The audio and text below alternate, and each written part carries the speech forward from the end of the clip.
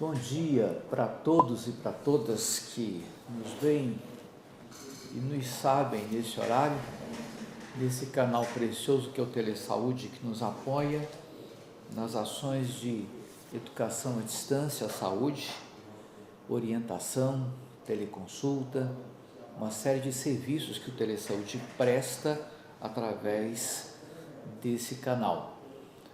Vamos lá, o assunto hoje é uso e abuso do crack, parte 2. Eu já gravei um programa no qual eu discutia a questão do uso do crack e o vício, a dependência que isso provocava, os perigos do crack e como é que o crack age na vida de uma pessoa, tá na primeira gravação.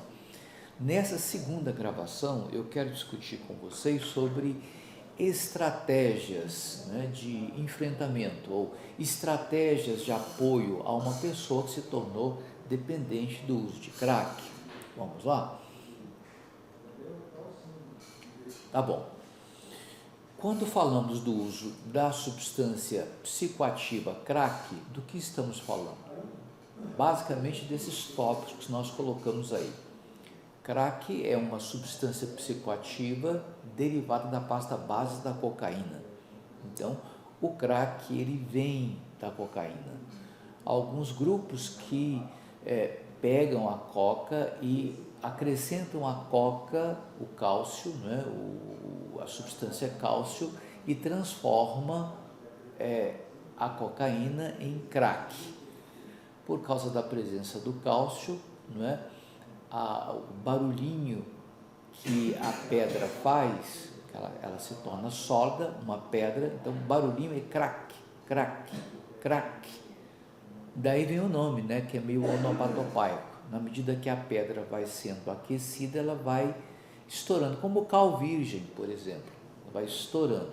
Na medida que estoura e provoca o barulho, daí deriva o seu nome, crack. Então, ela é extremamente viciante, é tóxica ao extremo, causando grande mal à saúde. Os usuários podem até perder a vida. O uso do crack aumenta em muito os índices de violência na região de venda e consumo.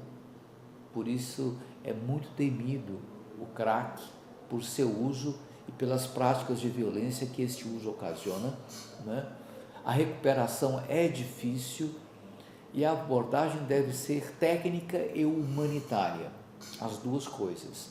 Técnica porque se trata de uma questão muito complexa, difícil, de compreensão e de abordagem. E humanitária porque, evidentemente, quem consome uma substância perigosa e que faz muito mal à saúde, como o crack, precisa de ajuda humanitária. É uma pessoa que aos poucos vai se deteriorando, vai se degradando, até perder a condição ética, moral, até perder a coordenação de ideias, até perder a saúde do corpo e, por fim, ocorrer a morte, o óbito. O crack mata. Portanto, essa é um quadro mais ou menos colocado do crack para quem não pegou a outra aula. Eu colocaria como destaque aí, o terceiro ponto. A substância psicoativa chamada crack, derivada da pasta base de cocaína, é extremamente tóxica, causando grande mal à saúde e ocasionando até a morte, como eu disse no ponto seguinte. Há muita discussão sobre isso, há um certo preconceito. Por exemplo, uma pessoa que consome maconha ou cocaína ou até mesmo crack é uma pessoa vítima de preconceito, normalmente. Então, quando vizinhos, o pessoal da rua, o pessoal da escola sabe, desenvolve um certo temor acerca dessa pessoa que consome drogas. Então, tudo o que acontece na vida dessa pessoa é em função do consumo. Se briga com a namorada é porque consome a droga. Se perde o emprego é porque consome a substância. Se em casa não está bem é porque consome drogas. Se está infeliz, está triste é porque consome drogas. Enfim, toda uma série de problemas que acontecem com a pessoa, problemas que vão desde sentimentalidades até convivência familiar, passando por vida profissional. Quem consome drogas é normalmente olhado como aquele que é autor da sua própria desgraça. Ele mesmo é quem causou o seu azar, a sua desgraça, a sua miséria. E a solução é muito simples, é só deixar a droga que tudo vai dar certo. O namoro vai dar certo, o trabalho vai dar certo, a vida familiar vai voltar a ser feliz. E isso é uma coisa complicada, nós chamamos de reducionismo dos problemas. Nós reduzimos todos os problemas ao uso de uma substância psicoativa. E não é verdade. Essa atitude de reduzir tudo ao uso do tóxico é preconceituosa. Independentemente do uso ou não de substâncias psicoativas, um namoro pode acabar, a vida familiar pode ser complicada, pessoas deixam o trabalho ou são despedidas do trabalho. Então, nem tudo de mal que acontece na vida de uma pessoa que consome drogas advém do uso de drogas. O preconceito, sim, advém.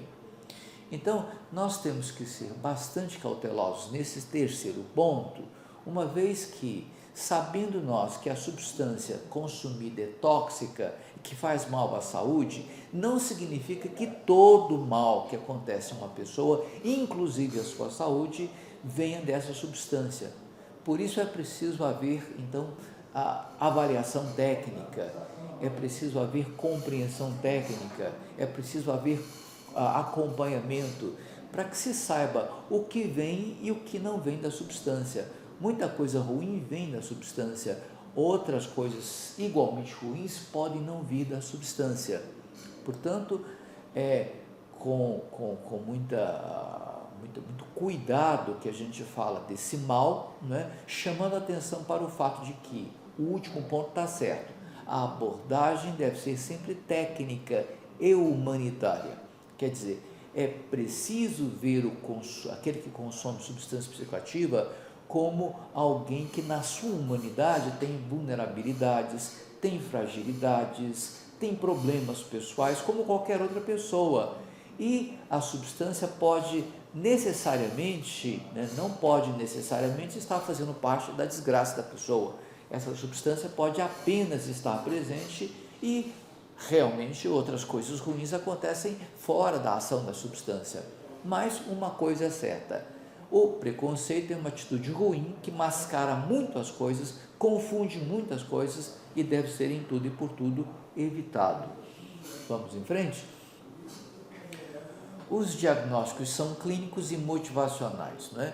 O diagnóstico clínico é feito por médicos e psicólogos, além de outros profissionais que avaliam o estado geral do corpo e da mente, porque o crack é uma substância tóxica, pode afetar de maneira negativa o aparelho circulatório, os rins, sistema nervoso central, etc, etc, etc. É um malefício geral que o crack provoca. Por causa desse malefício e pelos danos ao organismo, ao corpo, à saúde do corpo, então, os médicos devem ser buscados. A sua ajuda técnica é preciosa para que a pessoa, no consumo de uma substância tóxica, possa ser tratada, né? Sem ficar aí muito tempo longe do médico, padecendo todo tipo de males advindos do uso de drogas, né? Psicológicos também, porque o cérebro é afetado pela substância quando o uso é muito pesado, ou simplesmente pesado, né?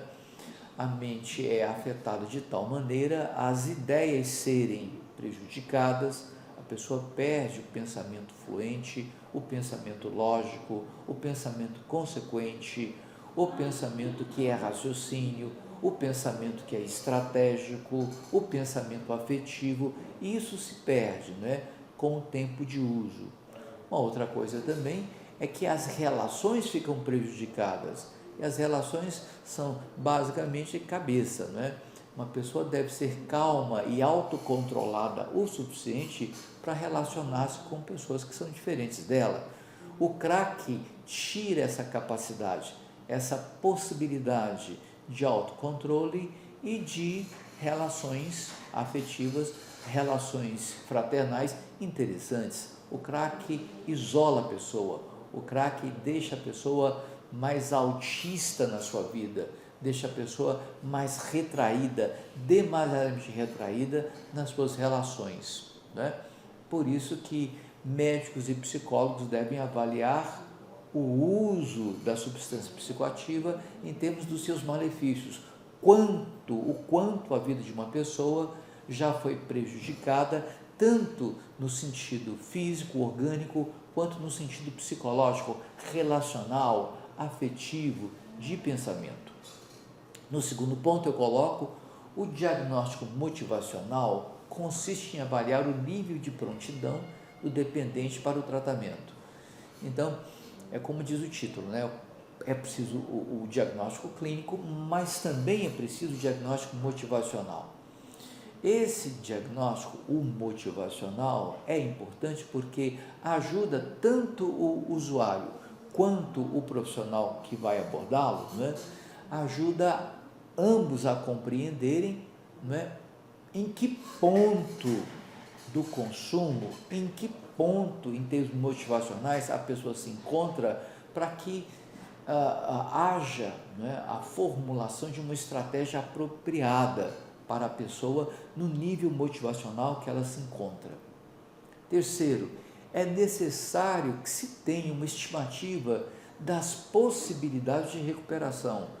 Então, um diagnóstico motivacional pode indicar o quanto se pode ter ou não uma resposta de recuperação de uma pessoa que se tornou dependente. E no último ponto, deve ser feito o diagnóstico motivacional, porque cada estágio da prontidão requer estratégia específica. Portanto, não só o diagnóstico clínico deve ser exercido, deve ser buscado, quanto também o diagnóstico motivacional.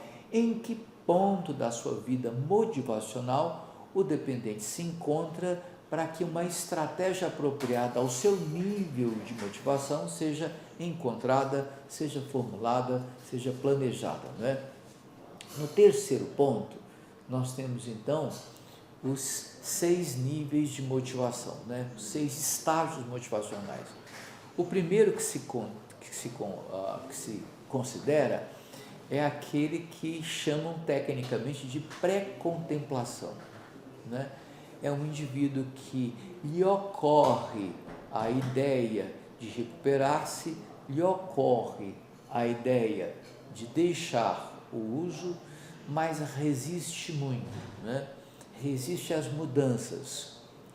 Não é contra a ideia de recuperação, não se coloca contra a ideia, mas se coloca terminantemente contra o fato da pessoa entrar, do consumidor entrar, dele aceitar a mudança, porque a recuperação implica em mudança, mudança implica em uma série de alterações da conduta e a pessoa resiste fortemente a essas alterações.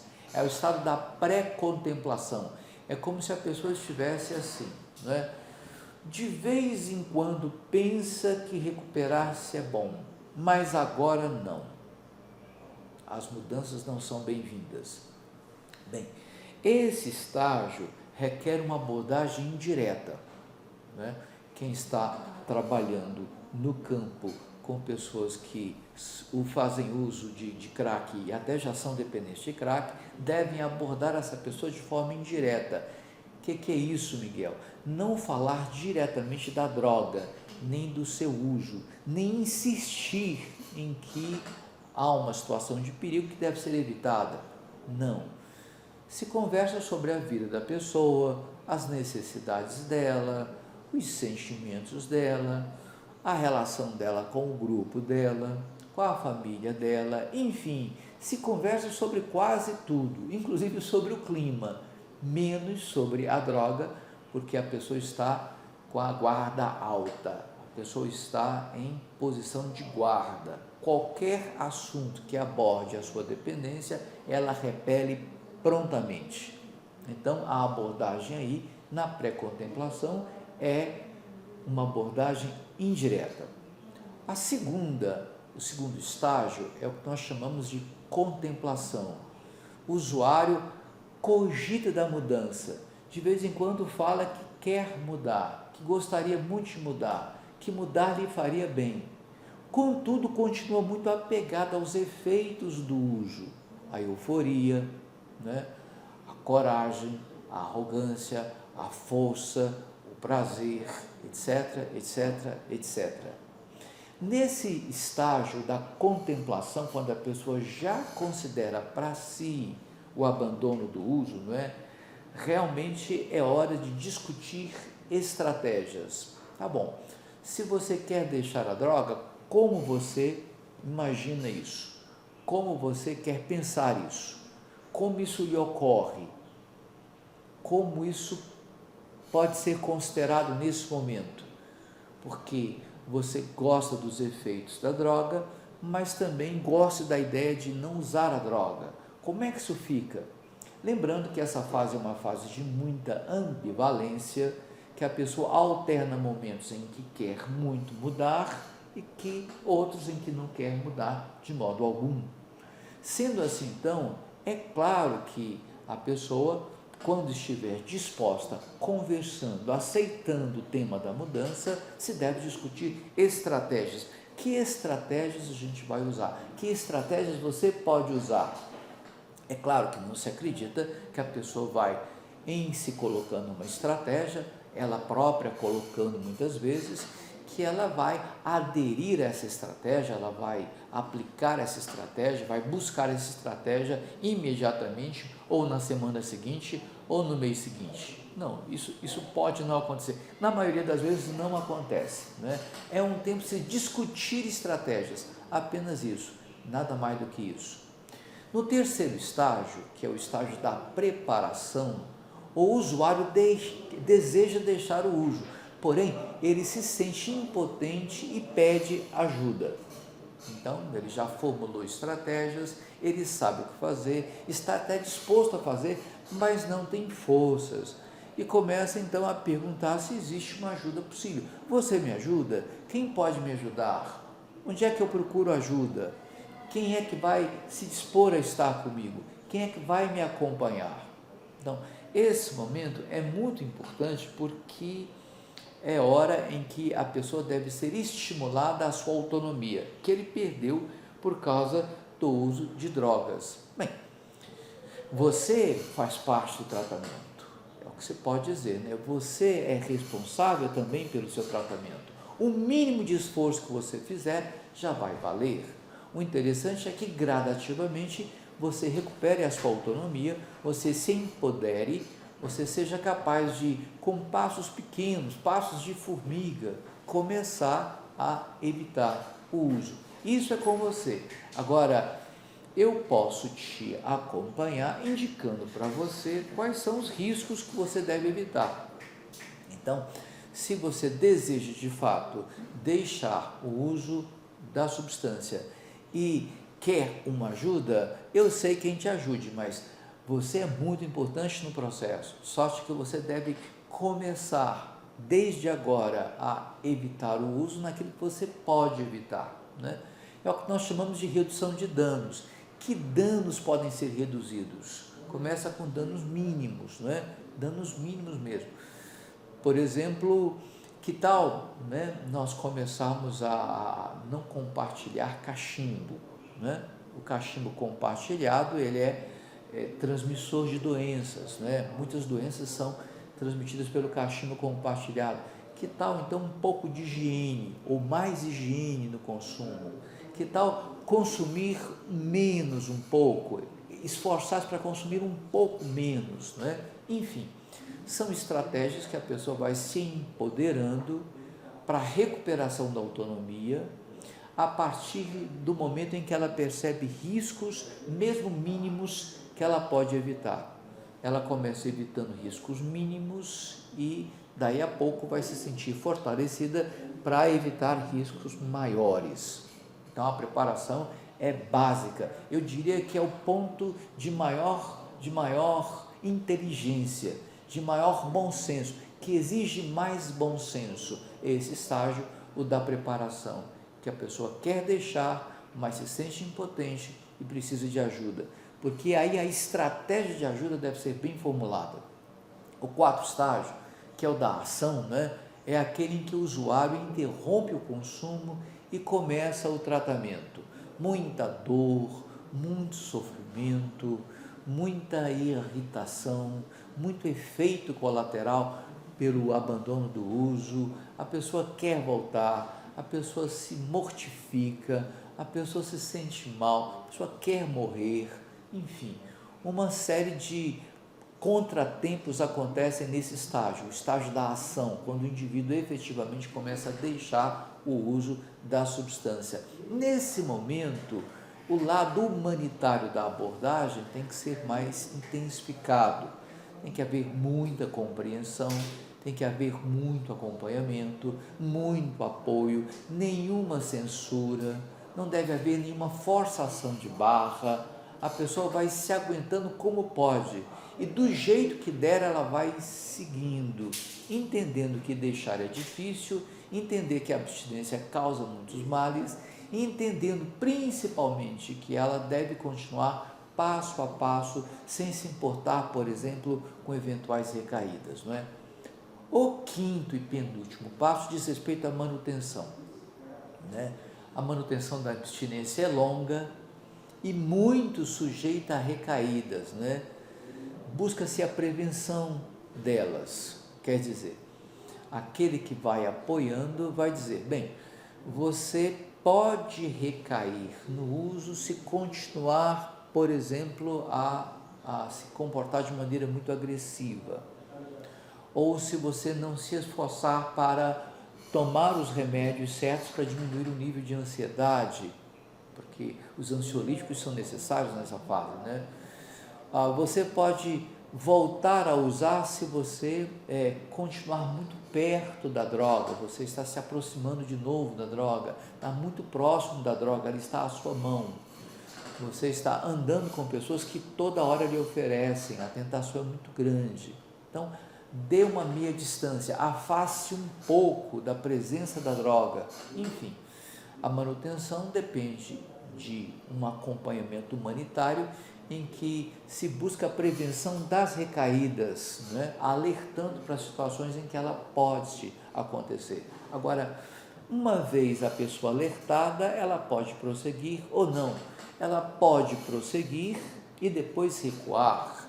Ela pode não prosseguir. Há uma série de variáveis que a gente tem que considerar. E no último estágio, que é o da recaída, normalmente acontece, né? Mas acontece como um fato pontual, que faz parte do tratamento. Ninguém que empreende um tratamento para deixar o uso de drogas, o uso de dependência, né? Que causa dependência nas drogas, o uso pesado, o uso viciado e viciante, né? Ninguém aposta numa ausência completa de recaída. Não existe isso. A recaída faz parte do tratamento. Para que ela serve, Miguel? Para que a pessoa aprenda a viver sem o consumo. Toda recaída produz aprendizagem. E o papel do apoiador, naquele que vai mediando essa luta do dependente contra a razão da sua dependência, que é a substância psicoativa, então o apoiador vai conversando e trocando ideias e dialogando com o dependente para que ele possa, de alguma maneira, aprender com a recaída. Bem, com essa recaída eu aprendi isso. Por exemplo, aprendi que eu não posso estar muito perto das drogas, vou agora manter uma distância razoavelmente segura. Ou aprendi que quando eu estou muito agressivo e perdendo o controle, eu vou para a droga, então eu tenho que evitar situações que me deixem fora de controle, que me deixem fora de uma situação segura, que me deixem muito agressivo e resistente a tudo e a todos. Eu tenho que prevenir isso. Portanto, dependendo do estágio motivacional, como vocês viram nós comentarmos aqui, eu comentar aqui, né, a estratégia é diferente. Uma para pré-contemplação, outra para contemplação, outra ainda para preparação, outra ainda para ação, para manutenção e por fim para recaída.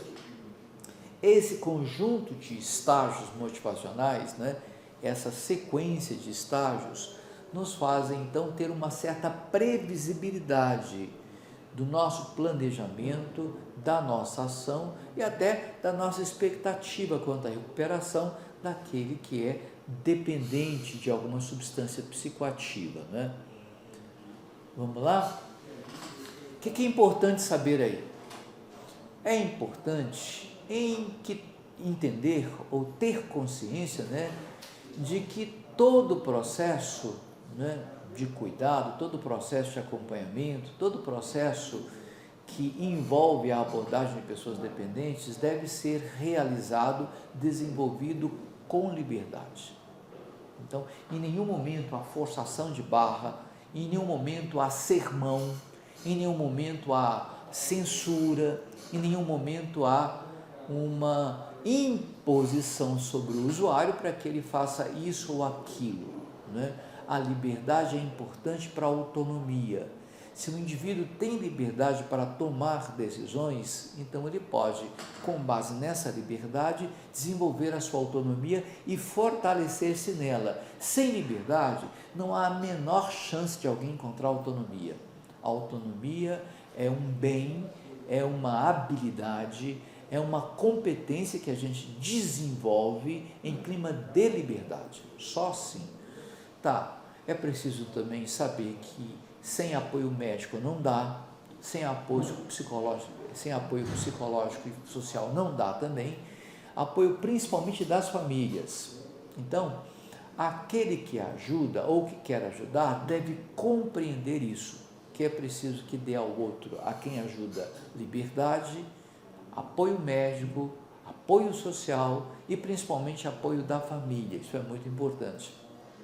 Uma outra recomendação é a consciência por parte de ambos, daquele que ajuda e daquele que consome substâncias, né, psicoativas, que não há milagres, não há milagres. Deixar o consumo é uma questão de esforço, de aprendizagem e de muita disposição, né? Essa relação entre atitude e disposição é difícil. Às vezes uma pessoa tem boa adesão ao tratamento, mas tem baixa motivação. Às vezes tem alta motivação, mas tem baixa adesão. Às vezes tem alta adesão e baixa motivação. Então as coisas não são como nós queremos nunca. Nós trabalhamos sempre com essas duas variáveis: adesão ao tratamento, que a pessoa mesma decidiu com o apoio de alguém, né? E motivação para continuar, porque há muitas barreiras no caminho. Sem apoio, a pessoa não consegue, praticamente não consegue, né? Muito raro alguém conseguir, né?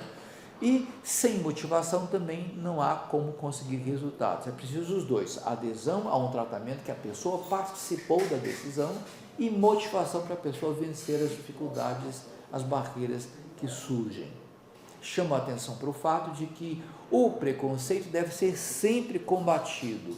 Às vezes é o próprio usuário quem tem preconceito contra si mesmo e contra seus pares. Às vezes, muitas vezes, é a família. Outras vezes é o seu grupo, né? O grupo de apoio, a escola, o trabalho, etc, etc, né?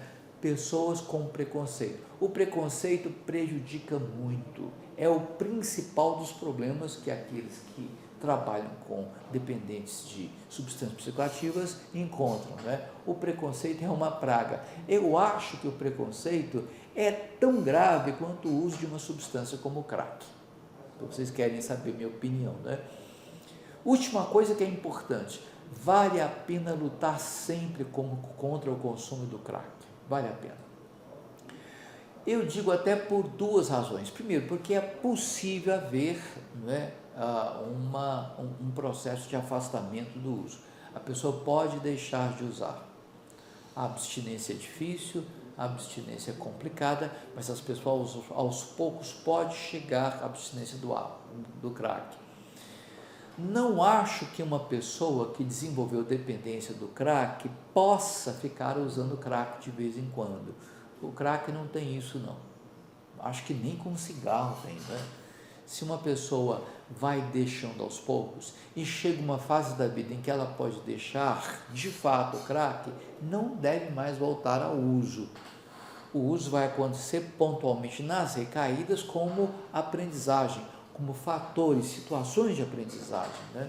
Então vale a pena lutar, porque nós não sabemos quem vai se recuperar. E querem saber de uma coisa? Muitos se recuperam. Então essa é a primeira razão. Existe possibilidade da pessoa deixar o uso do crack. A segunda razão é que é um problema de saúde pública. O crack mata. O crack incapacita pessoas para a vida. O crack desabilita pessoas para relações, para a vida familiar, para o desempenho de uma profissão. O crack desabilita uma pessoa para quase tudo. A consequência dele é terrível. Eu mostrei da vez passada fotos de pessoas usuárias de drogas, principalmente do crack, como é que elas ficam arruinadas na sua aparência, na sua saúde, nas suas relações, nas suas habilidades, na sua profissão. É uma ruína aquilo que o crack provoca na vida das pessoas que se tornam dependentes dele. Droga muito difundida, não é barata, como muita gente diz, não é barata, mas custa R$2, uma pedrinha muito pequena, que a pessoa vai passar a noite toda procurando pedrinha pequena, pagando R$2. No fim de 2 dias, já cansada, estafada, né? Porque com o crack não há satisfação possível, né? Há cansaço, fadiga, estafa. A pessoa fica tão estafada, tão consumida pelo uso do crack, que ela simplesmente desmaia, para de consumir porque desmaia, para na marra, não aguenta mais, né? De sorte que uma coisa que custa R$2 multiplicada por 200 vezes vai dar o quê? R$2.000, né? R$2.000 por aí, ou R$2 200 vezes, quanto é que dá? Eu não sei fazer conta direito, me ajuda aqui. 200 vezes 2, R$400, né? R$400, né? Por aí. Bem, o que nós estamos chamando a atenção é para um fato. O fato de que o crack é uma substância psicoativa do maior perigo. Se não houver políticas públicas que envolvam o uso do crack, as cracolândias vão se formar em todos os lugares.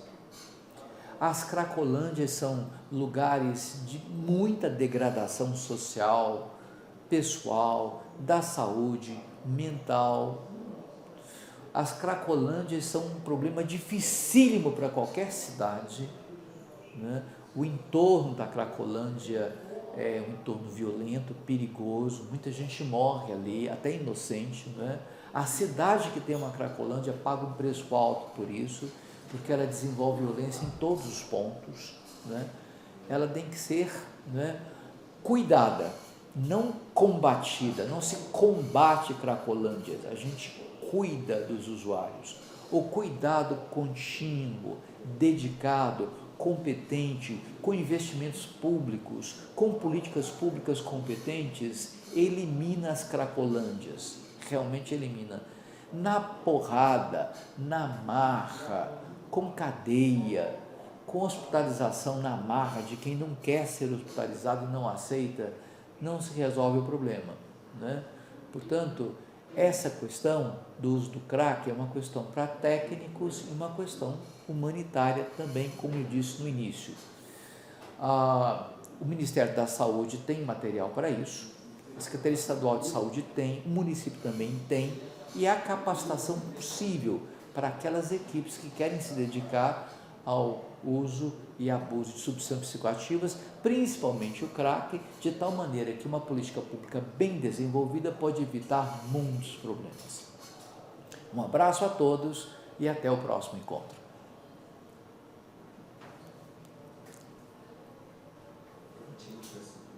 Ok? Então, valeu.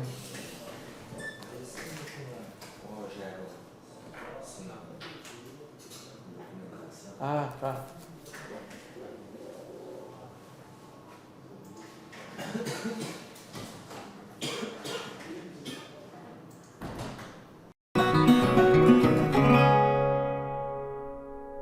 Música